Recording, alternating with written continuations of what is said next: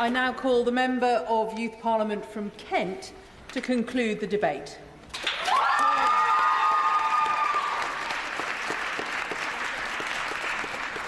Thank you, Madam Deputy Speaker.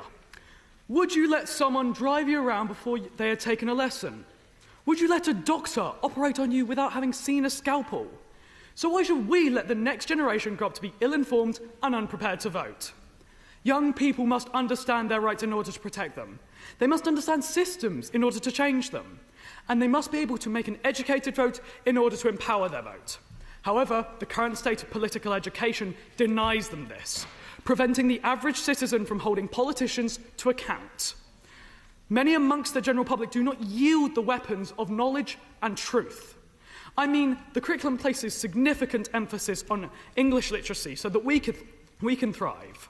Why can't political literacy be treated the same when it is essential for letting our beliefs and values thrive too? Not only this, a lack of political education is denying you your rights. The UK is a signatory of the UN Conventions on the Rights of the Child, which includes the obligation of making young people's rights widely known. We can always learn from Scotland, where the Convention is implemented in domestic law and where the Scottish Government is actively taking steps to integrate rights education. It paid off for them, with a third of the gold awards distributed by the UNICEF's Rights Respecting Schools UK scheme going to Scottish schools, despite having a pupil population magnitude smaller than England's.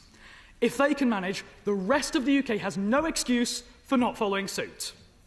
If young people are enabled to know their rights by the UK government, maybe they would feel empowered to have their voices heard. This hits at the heart of this motion. Education must give young people the toolkit they need to create change in the world and to take up space with confidence and conviction.